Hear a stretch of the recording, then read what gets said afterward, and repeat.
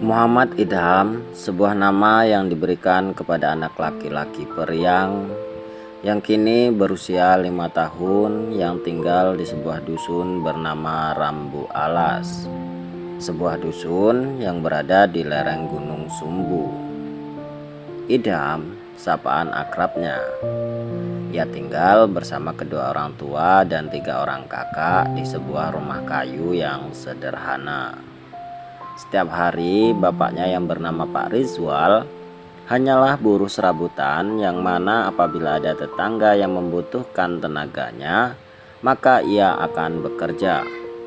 Selebihnya ia membantu istrinya menanam padi di sawah. Ibunya bernama Asih. Setiap hari bekerja di sawah yang ia garap dari tetangganya, dengan upah apabila nanti panen ia mendapat 1/3 bagian. 2 orang kakak perempuan dari pernikahan ayahnya dengan istri sebelumnya bernama Dila berusia 10 tahun dan Dira berusia 12 tahun. Sedang 1 kakak perempuan dari pernikahan ibunya dengan suami sebelumnya bernama Rina berusia 12 tahun. Mereka tidak ada yang bersekolah. Sehari-hari mereka bekerja membantu ibunya. Terkadang mereka bekerja di luar dengan menjual kerupuk dan kue milik Bu Rita tetangganya. Suatu hari ketika Idham dan ketiga kakaknya baru saja selesai memasak untuk keluarga mereka. Dalam keluarga itu memang anak-anak yang selalu memasak untuk sore hari, sebab Pak Rizwal dan Bu Asih selalu pulang ketika menjelang senja. Tiba-tiba terdengar teriakan Pak Rizwal.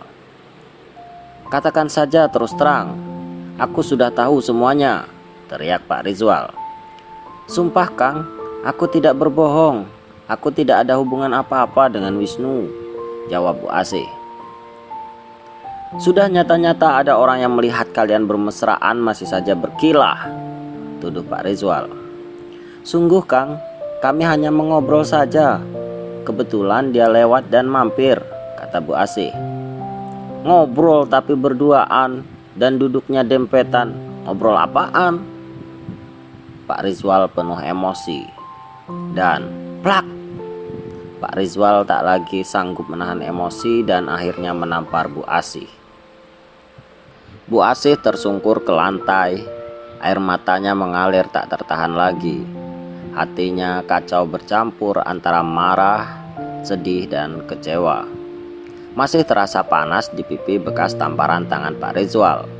Namun itu tak seberapa dibandingkan rasa amarah yang bergumal dalam dadanya. Rina, Dila, Dira, dan Idham yang sedari tadi diam melihat pertengkaran kedua orang tuanya akhirnya berhamburan ketika melihat ibu mereka ditampar dan menangis.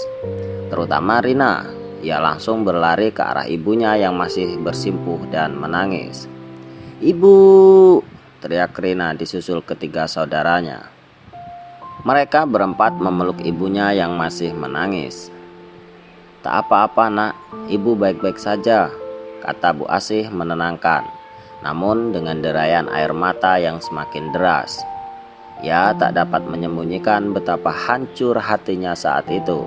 Sementara Pak Rizwal yang melihat keempat anaknya berlari, berhamburan dan memeluk istrinya dengan isak tangis, tak tega melihatnya dan kemudian berlalu pergi masuk ke dalam rumah. "Sudah Bu, jangan menangis lagi," kata Rina. "Iya Bu," sambung Dila dan Dira. Idham yang sedari tadi menangis dalam pelukan ibunya mendongakkan kepala dan menatap ibunya. Tangannya yang mungil berusaha menggapai wajah ibunya. Perlahan ia mengusap air mata ibunya yang mengalir deras diiringi isak yang semakin tersenggal. "Bu," kata Idham lirih dan terbata. "Iya nak," jawab Bu Asih dalam isaknya. "Ibu jangan pergi," kata Idham seakan-akan tahu apa yang ada dalam pikiran Bu Asih. Tanpa mampu berkata lagi, Bu Asih hanya bisa memeluk erat anak laki-lakinya tersebut. Dalam hatinya yang makin kalut, ia berpikir untuk meninggalkan suaminya yang semakin hari semakin menjadi dengan kecemburuannya. Kejadian seperti ini sudah beberapa kali dialami dengan pokok masalah yang sama. Ia semakin tak tahan dengan perlakuan Pak Rizwal. Apalagi ia kerap ribut di depan anak-anaknya yang masih kecil. Belum lagi gosip para tetangga yang menyebar semakin membuat tekad Bu Asih semakin bulat untuk meninggalkan dusun Rambu Alas.